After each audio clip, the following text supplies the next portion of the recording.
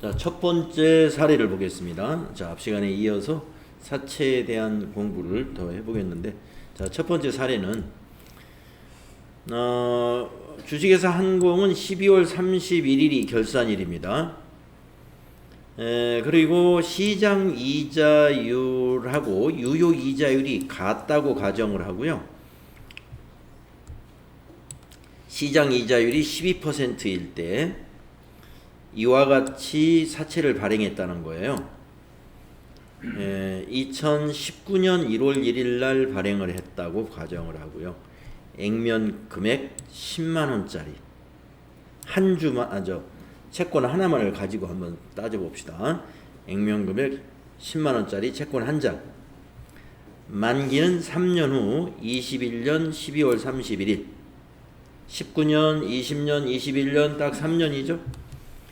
자, 표시 이자율이 10%입니다. 그러면은 시장 이자율은 12%인데 우리 회사는 이자를 10% 주겠다고 하는 거란 말이에요. 예, 그렇게 되고 지급 이자는 이자의 지급일은 연 1회씩 지급을 하고요. 매년 12월 31일 날 지급하기로 했습니다. 만약에 표시 이자율이 10%인데 연 1회 지급하면은 12월 31일 날 10% 이자를 한꺼번에 주겠다는 거고, 연 2회 지급한다 그러면 중간에 6월 달에 5%, 그리고 나머지 5%는 12월에 이렇게 나누어서 지급한다. 그렇게 이해하시면 되겠어요. 자, 지금은 연 1회에 지급한다. 자, 그러면은 이 주식회사 한공은 시장 이자율보다 낮게 이자를 주겠다고 했기 때문에 투자자들한테 요 10만 원 사채를 10만 원에 팔 수는 없겠죠. 그래서 이렇게 계산을 합니다. 다음 페이지 보시면 사채를 어떤 금액으로 발행해야 될까? 사채를 어떤 금액으로 발행을 해야 투자자들에게 시장 이자율과 같은 12%의 투자 수익을 보장해 주겠느냐 하는 것입니다. 그래서 이렇게 계산을 했다는 거예요. 첫째, 원금에 대해서. 원금이라는 것은 3년 후에 주겠다고 하는 요 10만 원이 원금인데 그 원금을 현재 가치로 환산을 해봅니다. 어떻게 이자율을 적용하냐면은 3년 만기에 연 이자율 12%였을 때 원금 현가계수라는 걸 구해보면은 그 원금 현가계수가 요거라는 거예요. 0.7118. 원금 현가계수 구하는 계산 방식도 있어요. 있는데 원금 현가계수를 구해라든가 아니면 연금의 현가계수를 구한다든가 이런 것은 시험에는 안 나와요. 네, 안 나오니까 원금 현가계수를 이용해서 사채 발행 금액을 계산한다. 이것만 알고 계시면 돼. 그래서 10만 원에 0.7118을 곱하면은 이 금액이 나와요. 자, 원금을 현재 가치로 환산했고요. 그 다음에 우리가 이자를 어떻게 지급합니까? 10%씩 지급하기로 했죠. 10만 원에 대해서 10%씩 3년간 지급하잖아요. 3년간.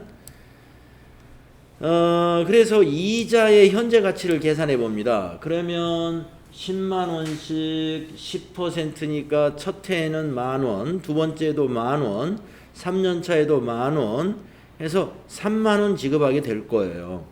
그 3만 원을 현재 금리인 12%로 환산을 했을 때 이 3만 원의 현재 가치를 구할 수가 있어요.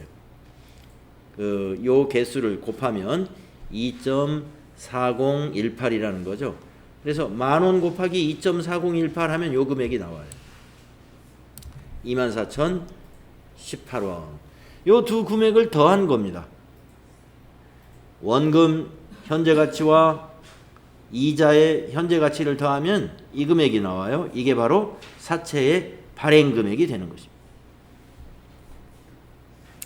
그래서 10만 원짜리 사채를 주식회사 한공은 현재 유효 이자율이 12%였을 때 우리는 10% 주겠다고 했기 때문에 요 금액으로 발행하는 것이 맞다.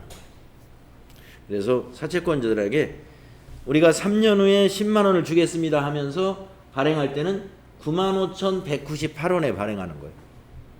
그리고 매년 이자는 만 원씩 줄 거고요. 예, 여기 액면 이자 3년간 이렇게 만 원씩 줄 겁니다. 그래서 2019년에 1월 1일 날 발행할 때 우리 회사의 장부 금액은, 사채의 장부 금액은 여기 발행했던 금액, 요 금액과 같죠. 95,198원. 95,198원. 그래서 이 장부 금액에다가 아까 이 앞 페이지에서 설명했던 2번의 이자, 회사가 이자 비용으로 인식하는 것은 이 기초 장부 금액에다가 유효 이자율을 곱한다고 그랬죠. 유효 이자율을 곱해 가지고 회사는 2019년도 말에 이것을 이자 비용으로 인식한다고 그랬습니다. 그러면 한번 곱하기를 해보면 거기 있는 표에서 계산을 해놨지만 메모장에 계산기를 꺼내 계산을 한번 해보겠습니다. 95,198원 곱하기 12% 하면은 11,423.76이 나오니까 7이니까 반올림 해가지고 11,424원 이렇게 계산했네요. 이게 이자 비용으로 인식하는 금액입니다. 자, 그런데 요 19년도 말에 사채권자에게 지급하는 이자는 요 액면 이자 이거 지급할 거예요. 아시죠? 요거 지급. 어디 갔지? 요거 10,000원. 그래서 아까 이게 이자 2번이고 이게 이자 3번이라면은 2 빼기 3을 하죠. 그 차액만큼씩 상각을 한다 이겁니다. 자, 요 이 두 금액의 차익이 요 금액이에요. 이게 바로 상각하는 금액입니다. 사채 할인 발행 차금을 상각하는 금액이 1,124원을 첫 해에 상각을 하게 됩니다. 그러면은 사채 할인 발행 차금이 이만큼 줄어들기 때문에 장부 금액은 요만큼 늘어나요. 95,198원에서 요 상각한 금액 1,424원을 더해주게 되면은 장부 금액이 이만큼 늘어납니다. 96,622로 장부 금액이 늘어나게 돼 있어요. 자, 그러면 이것을 이제 분계로 한번 보겠습니다. 자, 먼저 19년 1월 1일 날 사채를 발행할 때 회계 처리를 한번 해볼까요? 사채를 발행할 때 이렇게 됩니다. 차변의 현금은 요 금액으로 발행을 했으니까 95,198원으로 발행하죠. 그러니까 차변의 현금은 95,198원. 대변의 사채는 액면가를 인식하죠. 10만원. 그리고 이 10만원과 95,198원의 그 차이가 바로 사채 할인 발행 차금이에요. 사채의 차감 계정이죠. 그래서 4,802원입니다. 그래서 요게 발행시 회계 처리예요. 발행시 회계 처리. 그리고 이 발행시 회계 처리한 것을 한번 이렇게 재무상태표로 한번 나타내 봤어요. 재무상태표로. 이게 좀 가운데로 좀 왔으면 좋겠네요. 재무상태표를 한번 이렇게 나타내 봤습니다. 자, 그랬더니 사채 액면가로 기록하죠. 그 밑에 사채 할인 발행 차금을 이렇게 차감 계정으로 기록합니다. 음수로. 그러면 장부 금액은 이렇게 된다. 이거 95,198원. 아까 우리 교재에 있는 요 95,198원 이것은 바로 이렇게 계산이 된다 이거죠. 사채의 액면가 빼기 사채 할인 발행 차금 빼주면 요게 장부 금액이 돼요. 자, 요 분계가 지금 여러분 교재에 발행시 분계입니다. 발행시 분계. 여기 연도가 좀 1년씩 좀 뒤로 밀렸네요, 제가. 지금 우리 교재에서는 이게 2019년도로 돼 있죠. 네. 자, 그다음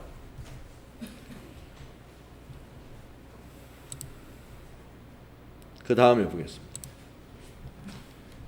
자, 이 계산은 이제 기말에 19년 기말에 이런 계산을 하는 거예요.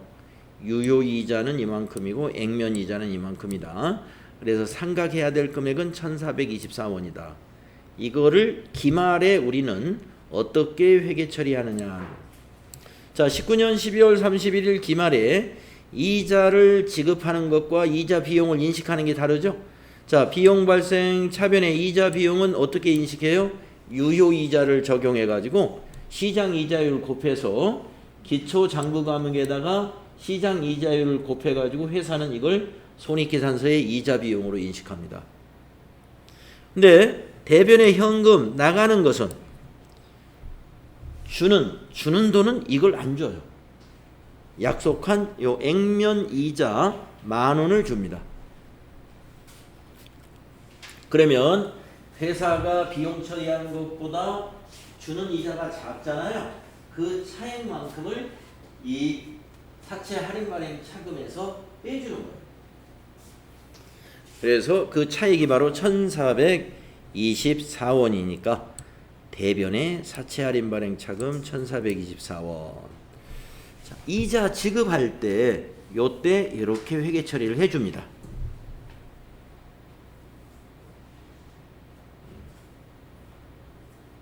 자, 그러면 19년 결산일 때 어떻게 그 사채가 어떻게 변하는가 볼까요? 자, 여기에는 이제 이 그림이 없어서 제가 이 그림을 여기다 추가적으로 이렇게 그려놨어요. 재무상태표가 어떻게 개정 과목 이름이 중앙에 안 오고 어떻게 한쪽에 조금 더. 자, 어떻게 되냐면 사채 10만원 똑같은데 밑에 사채 할인 발행 차금이 3,378원으로 줄어듭니다. 네. 처음에는 4,802원이었잖아요. 1,424원이 줄어들었기 때문에 빼주면은 이렇게 줄어들어요. 3,378원으로. 그러면 장부 금액이 얼마가 되느냐? 10만원에서 이제 3,378원을 빼니까 96,622원이 되죠. 장부 금액을 보세요. 장부 금액이 늘어나고 있죠. 늘어나게 돼 있어요. 장부 금액이 늘어나야 지금 이 액면 금액이 10만 원이니까 우리가 상각을 하는 이유는 이 장부 금액과 액면 금액을 일치시키려고 하는 거거든요. 일치시키려고.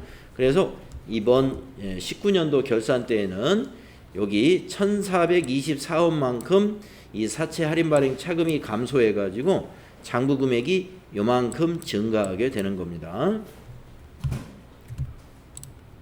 자, 그 다음에 분계를 이제 그 다음 해 거를 한번 보도록 하겠습니다.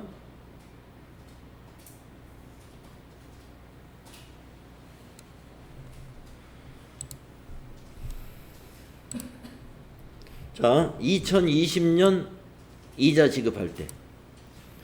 자, 그러면 2019년 기말의 장부 금액이 그대로 기초가 됩니다.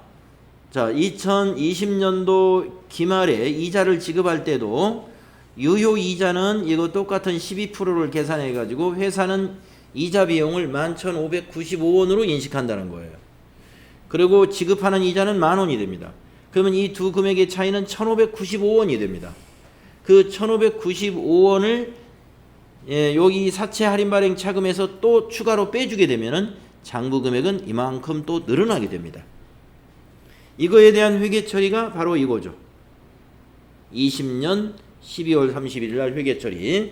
자, 차변의 이자 비용은 11,595원, 대변의 현금은 10,000원 똑같아요.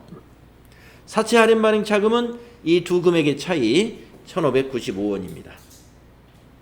사채 할인 발행 차금이 상각이 됐죠. 여기서 또 한번. 그러면 또 이걸 T 계정으로 표시하면 어떻게 되느냐? 이렇게 되겠죠. 이게 20년도인데 2020년 12월 31일 날 재무상태표를 우리가 본다면 재무상태표의 사채는 이렇게 변해 있다. 이거.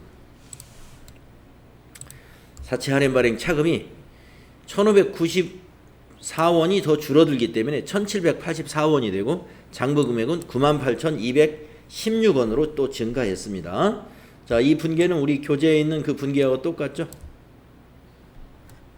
끝에 1원 정도 차이가 있는 건 이 소수 처리 때문에 차이가 있는 거니까 동일하다고 봐주시면 될 것 같고요.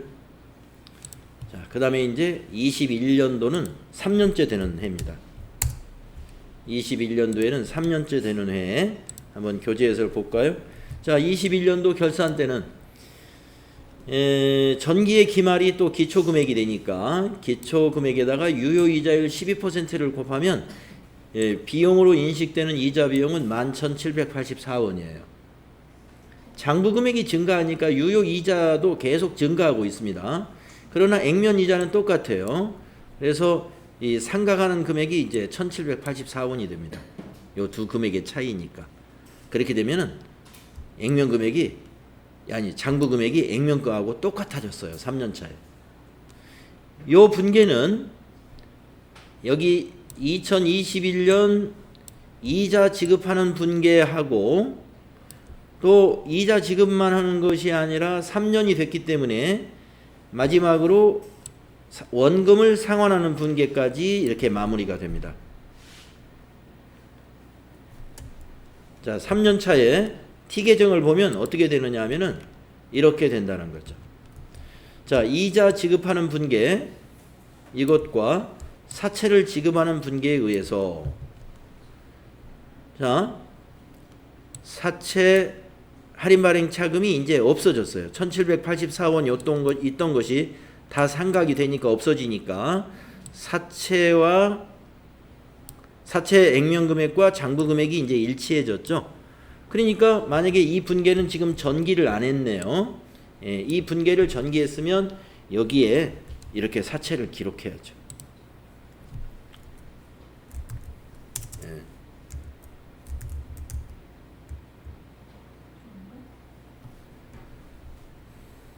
현금 10만원 지급한 거죠. 지급하면서 여기 사채는 이제 처음에 이거 현금이 들어왔다는 건데 재무상태표에 현금이 재무상태표에 현금이 이건 들어왔다는 의미가 되는구나. 그러면 안 되고요. 사채 계정에 지금 여기 사채 계정 과목이 안 적혀서 그런데 사채 계정 과목에 차변에 10만 원이 기록이 되면 이 사채는 없어지는 거예요. 그걸 여기다 표시하기 재무상태표라고 했기 때문에 그걸 표시할 수는 없는데 내용이 그런 내용입니다. 그래서 지금 원금을 상환하는 것은 여기에 표시할 수가 없었어요. 재무상태표로 했기 때문에 이렇게 흘러가는 거예요. 네. 그래서 우리가 이 사채를 할인 발행했을 때 이러한 회계 처리가 있다 하는 것을 여러분이 기억해 주시고 이론에서 질문할 때는요 이런 질문을 자주 해요. 이 사채 할인 발행 사채를 할인 발행했을 때 장부 금액은 점점 어떻게 될까요? 장부 금액이 점점 내려갈수록 증가합니다. 이렇게 증가하고 있어요. 유효이자는 어떻게 될까요? 장부 금액에다가 이자율을 곱하는 거기 때문에 이자도 증가합니다. 유효이자도. 액면이자는 어떻습니까? 매년 똑같습니다. 액면이자라는 것은 변하지가 않아요. 매년 같고 상각금액은 어떻습니까? 매년 증가합니다. 이것도. 장부금액은 아까 말씀드렸죠? 예, 장부금액 계속 증가합니다. 이런 걸 가지고 질문을 해요. 사채 할인 발행차 사채를 할인 발행했을 때 장부금액은 기간이 경과할수록 증가한다. 그건 O. 맞는 보기이고, 기간이 경과할수록 감소한다. 그러면 그건 틀렸어요. 예. 할인 발행은 그런데, 자, 할증 발행은 어떻게 되는가 볼까요? 자, 할증 발행 사례가 이제 거기 있는데 결과만을 한번 보겠습니다. 이게 지금 삼각표인데, 할증 발행의 경우는 할증 발행을 했기 때문에 장부 금액이 높아요, 첫 해에. 그래서 그건 낮춰가지고 액면 금액하고 같게 해야 됩니다. 그래서 장부 금액이 점점 감소합니다. 이거는 할증 발행은 할인 발행하고 반대 방향이에요. 장부 금액이 감소해요. 장부 금액이 감소하니까 이자 비용도 감소합니다. 이자 비용도 감소합니다. 액면 금액은 할인 발행이든 할증 발행이든 간에 해마다 변화가 없습니다. 자, 상각 금액은 이 차이가 점점 벌어지기 때문에 이거는 계속 증가합니다. 할인 발행 때도 증가했지만 할증 발행 시에도 상각액은 증가한다. 장부 금액은 감소한다.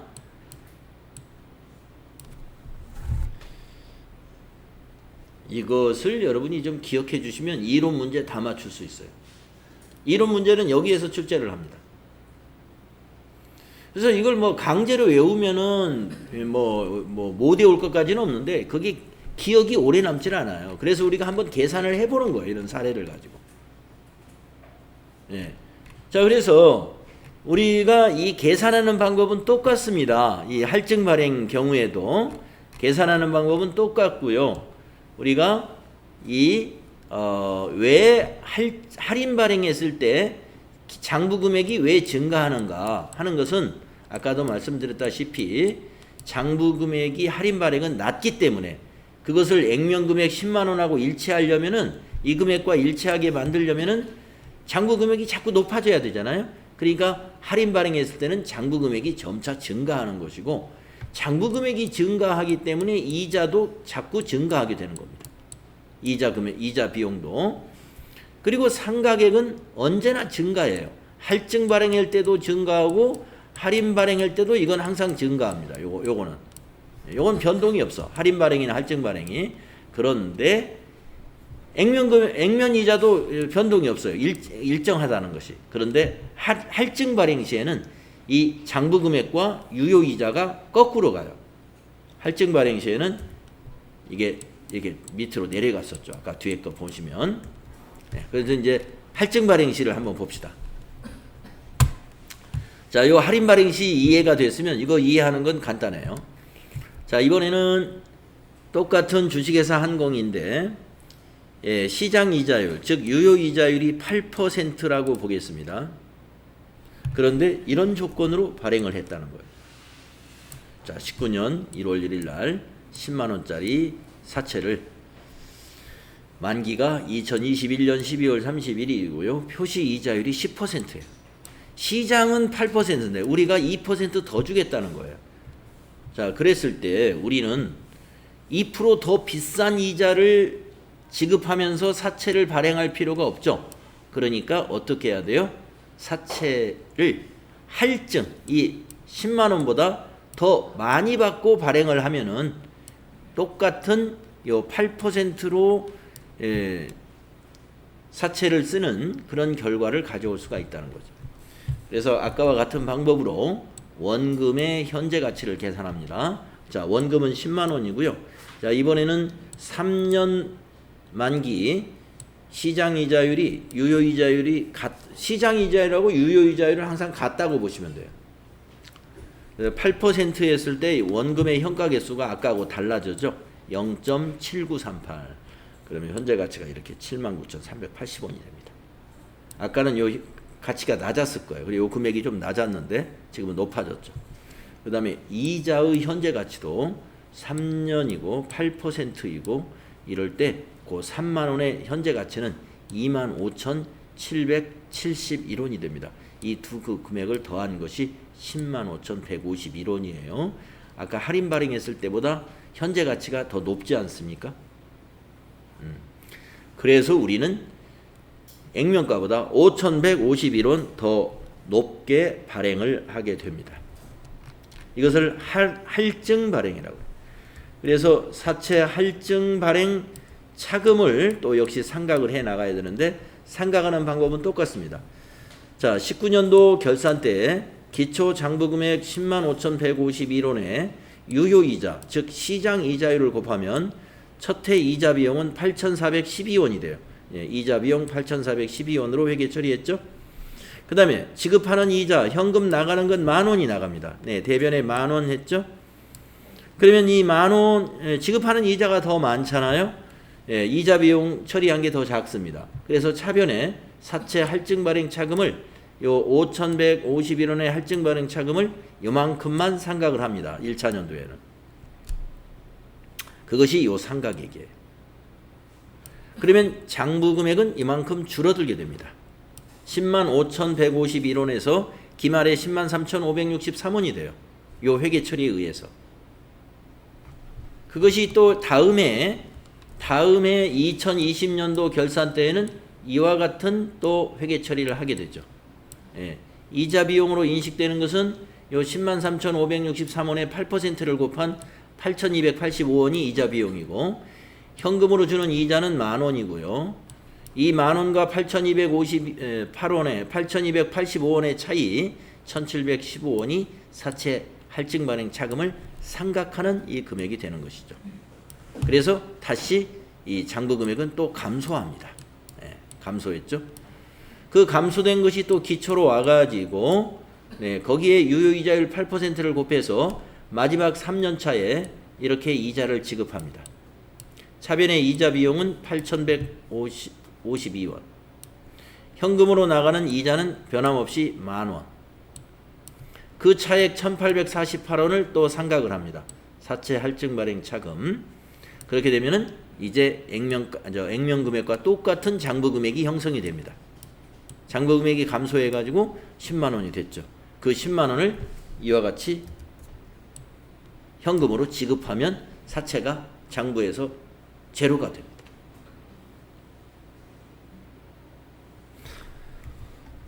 자, 그래서 이 두 가지를 가지고 우리가 이제 시험에 나오는 것은 여기 이론에서는 이걸 가지고 시험을 내고 있어요.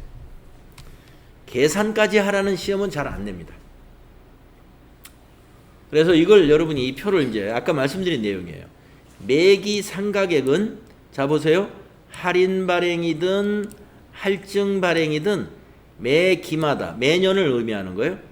계속 증가했죠. 상각액은 항상 증가합니다. 두 개가 다. 자, 장부 금액은 서로 반대로 가요. 할인 발행은 증가해야 액면 금액하고 같아지니까 증가를 하는데 할증 발행은 감소해야 액면 금액하고 같아지니까 해마다 감소하게 됩니다. 그 다음에 매기 이자 비용은 이 장부 금액하고 항상 비례해요. 증가하기 때문에 할인 발행 시에도 이자 비용은 해마다 증가하고 있고 할증 발행은 장부 금액이 감소하기 때문에 이것 또한 감소합니다. 그러나 매기 현금으로 지급하는 이자는 할증 발행이나 할인 발행이나 언제나 일정합니다. 두 개가 다. 이 표를 여러분이 기억하실 수 있으면 사채의 이론 문제를 거의 다 맞출 수가 있어요. 그래서 네, 우리가 이제 복잡한 그 계산 절차를 알았는데 그 정도 이해하시면 되겠습니다. 여러분이 이렇게 계산을 해 보시고 나서 나중에 저 앞으로 가서 이제 여기 있는 표를 쭉 보시면은 이해가 가요.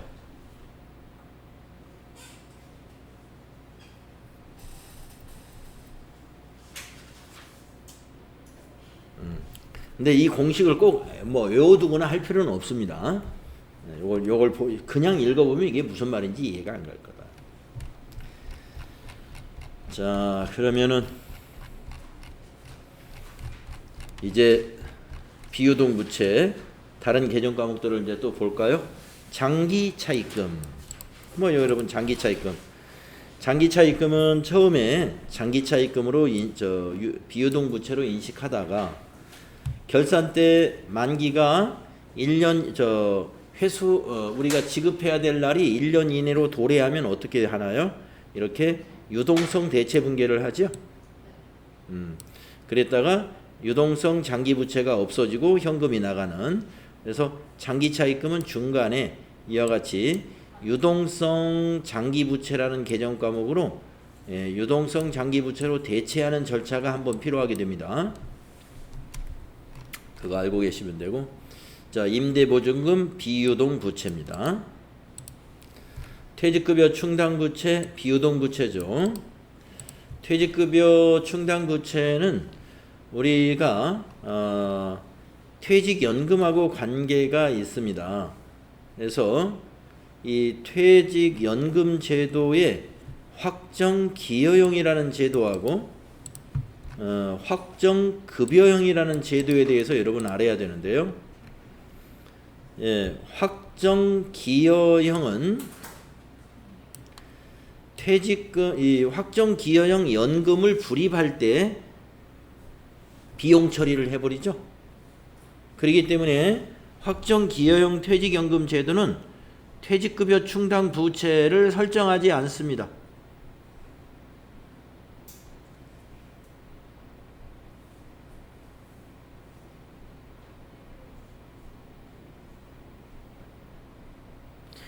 퇴직급여 충당 부채 없습니다.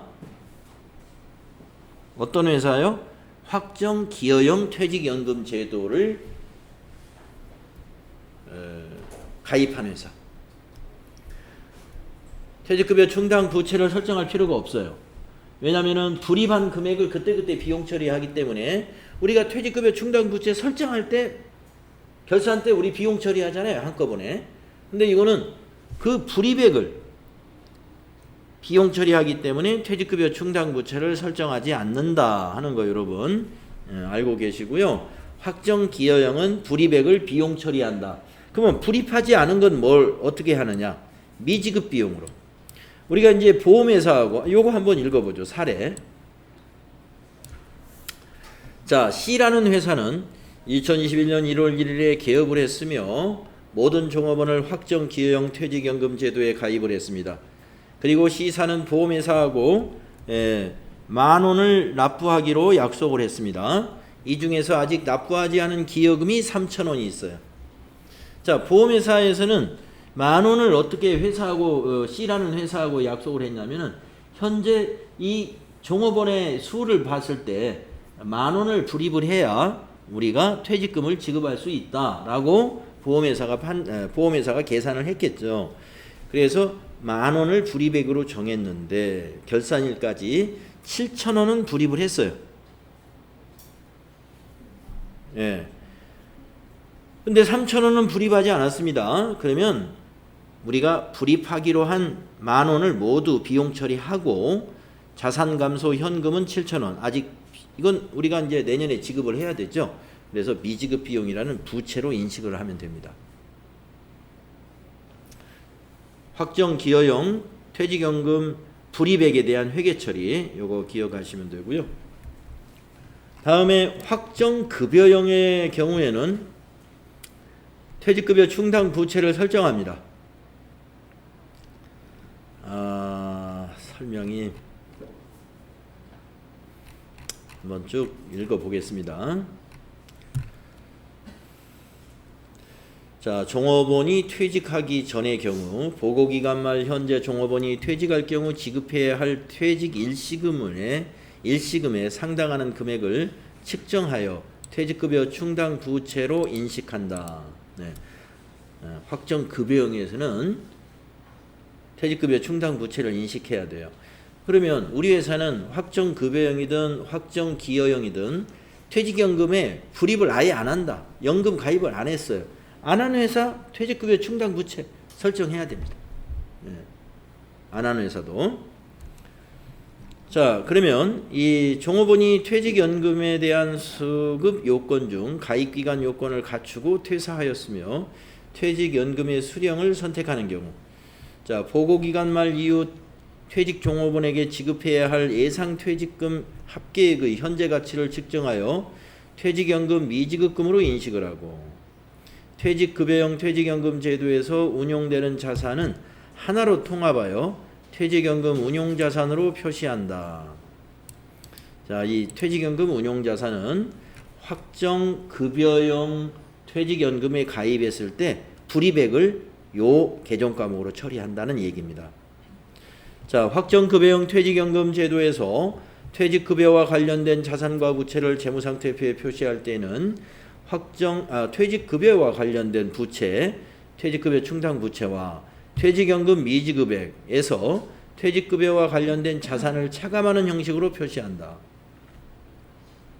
퇴직연금 운용자산이 퇴직급여 충당 부채와 퇴직연금 미지급금의 합계액을 초과하는 경우는 그 초과액은 투자자산으로 표시한다.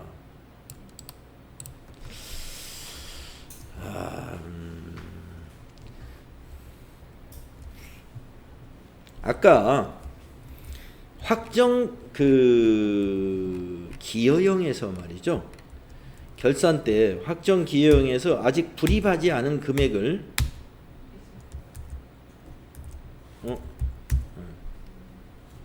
이렇게 미지급 비용으로 처리했었죠.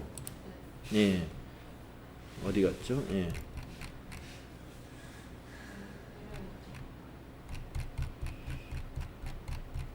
아까 확정기여형에서 미지급 비용으로 처리했잖아요. 확정급여형에서는 불입하지 않은 금액을 여기 퇴직연금 미지급금으로 표시한다. 퇴직연금 미지급금. 그 얘기고요. 불입한액은 예, 퇴직연금 운용자산으로 표시합니다. 그러면 우리가 불입한 것은 회사의 자산으로 처리했잖아요. 그러면 종업원이 퇴직했을 때 지급해야 될 퇴직금이 퇴직급여 충당 부채죠. 거기다가 요 자산으로 불입해야 될 것을 불입하지 않았어요. 이 두 개를 합친 거. 이 두 개를 합친 게 가령 1,000만 원이었다고 보겠습니다. 1,000만 원이에요. 근데 퇴직연금 운용 자산은 700만 원이라고 보겠습니다. 700만 원. 그러면 부채로 인식되는 것은 1,000만 원에서 요 자산 700을 뺀 300만 원만 부채로 인식이 된다. 이런 얘기입니다. 이렇게 차감하는 형식으로 표시한다. 이 말이. 300만 원을 차감한 금액을 300만 원인 거예요. 근데 만약에 반대로 자, 퇴직급여 충당 부채하고 미지급 퇴직연금 미지급액이 1,000만 원인데 연금에 불입한 게 700이 아니라 1,300이라고 만약에 한다면 이 자산이 더 크단 말이에요. 그러면 그 초과액은 투자자산 계정 과목으로 표시해야 된다. 그래서 300만 원은 투자자산으로 본다 이거예요. 그 얘기입니다. 자, 그러면 한번 사례를 한번 볼까요? B사는 21년 1월 1일에 개업하였으며 모든 종업원은 확정급여형 퇴직연금 제도에 가입하였다. 21년에 보험회사에 10,000원을 납부하였다. 21년 12월 31일에 모든 종업원이 퇴직한다면 지급해야 할 퇴직 일시금은 11,000원이다. 11,000원이 퇴직 일시금, 퇴직급여 충당 부채란 얘기죠. 그런데 10,000원을 납부했네요. 그러면 부채는 1,000원인 거죠. 그러면 어떻게 보느냐? 여기 재무상태표를 한번 볼까요? 자, 재무상태표에 퇴직급여 충당 부채는 11,000원, 그 밑에 퇴직연금 운용자산 차감해서 표시하는 거니까 퇴직연금 운용자산은 10,000원 하면은 예, 부채는 1,000원인 거죠. 불이백 10,000원이 있으니까.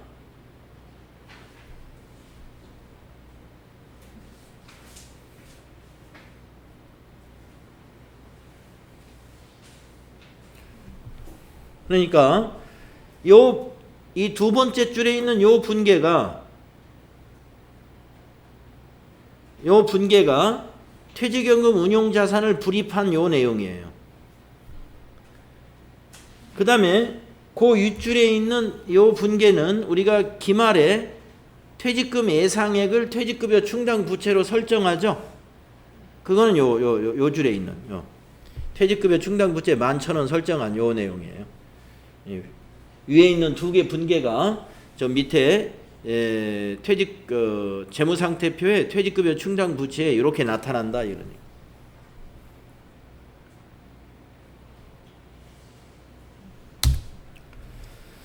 자,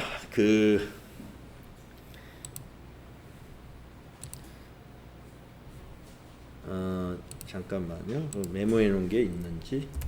퇴직연금.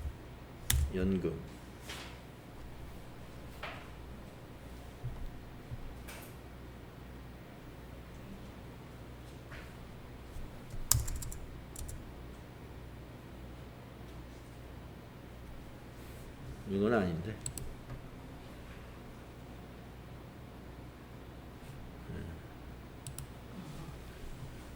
그건 아니고. 그래서 이렇게 좀 정리를 하겠습니다.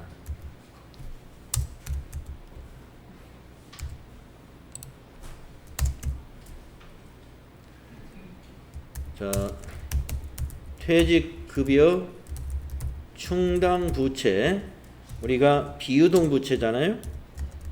비유동 부채 개정 과목, 비유동 부채 개정 과목에서 지금 우리가 어떤 것을 지금 어떤 것이 여기에 덧붙여지냐면은 퇴직연금이 나와요. 퇴직연금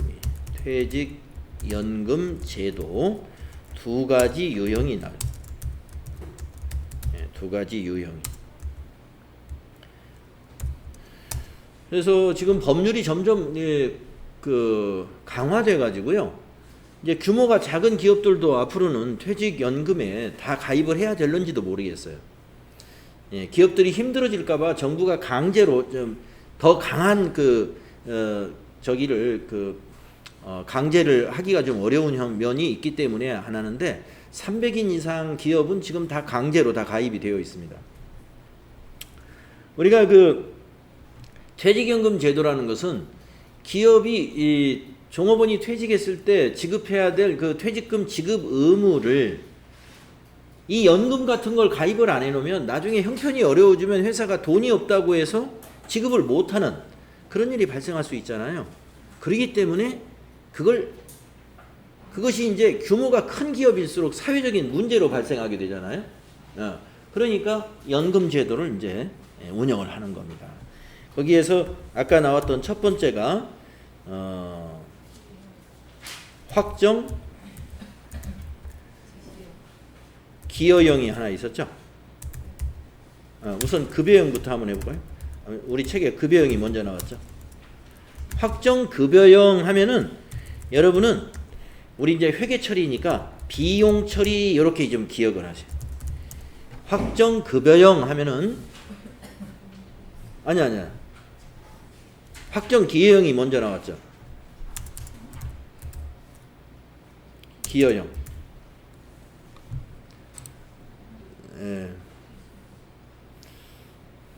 제가 우리 교재에 확정 기여형 그리고 그 밑에 3번이 확정 급여형이잖아요. 그 순서대로. 확정 기여형이 비용 처리하는 거예요. 비용 처리한다. 이건 뭐냐면은 불이백을 말하는 거예요. 여기 지금 비용 처리한다는 말은 불이백을 비용 처리한다 이거예요. 그럼 어떻게 회계 처리한다는 얘기냐? 차변의 불이백이 만약에 10,000원이다, 100,000원이다 그러면 차변의 그 개정 과목이 퇴직급여예요.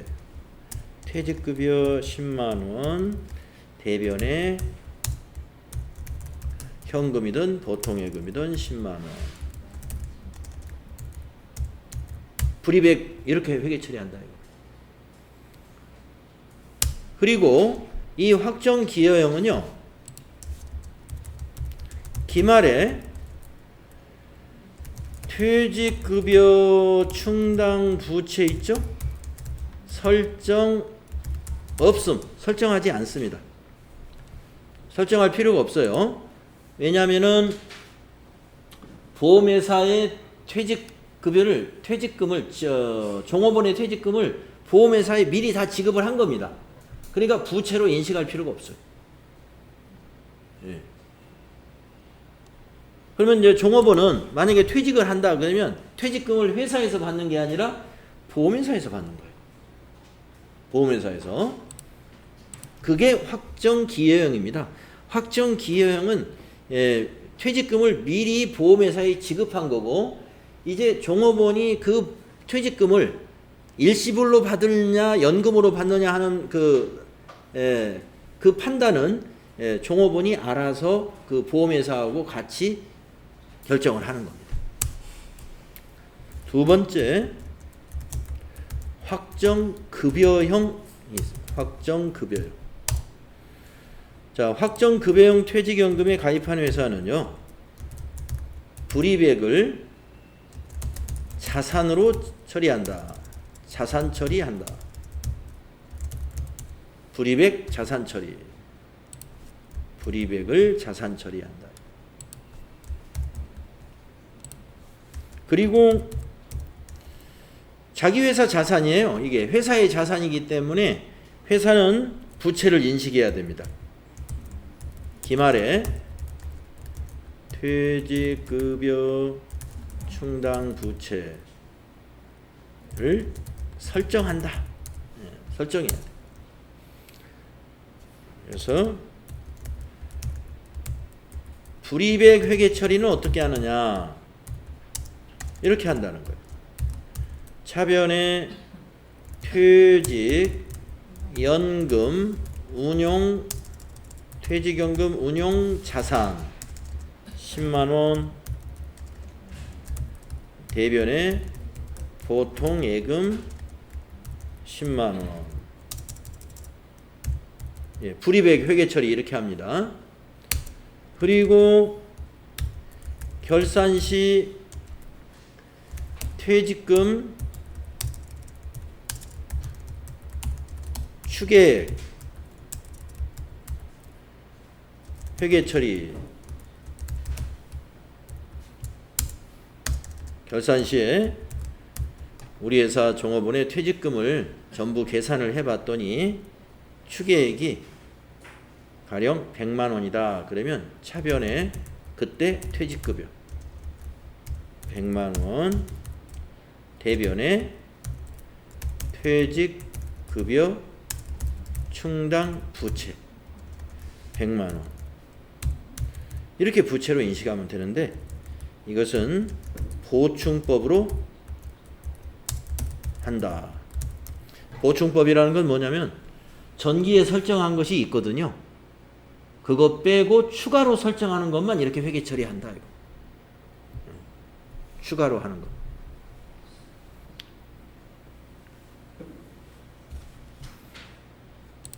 그러면 이런 회사는 어떻게 될까요? 재무상태표에 비유동부채란에 있는 퇴직급여 충당 부채가 만약에 100만 원이다. 근데 자산에 불입한 게 10만 원이 있어요. 그럼 부채는 90만 원인 거죠. 퇴직금 지급을 명목으로 해서 10만 원이 불입한 게 있으니까, 네, 그래서 10만 원을 빼가지고 실질적인 퇴직급여 충당 부채는 90만 원이 된다. 이런 얘기입니다. 우리 책에 있는 그림이. 아까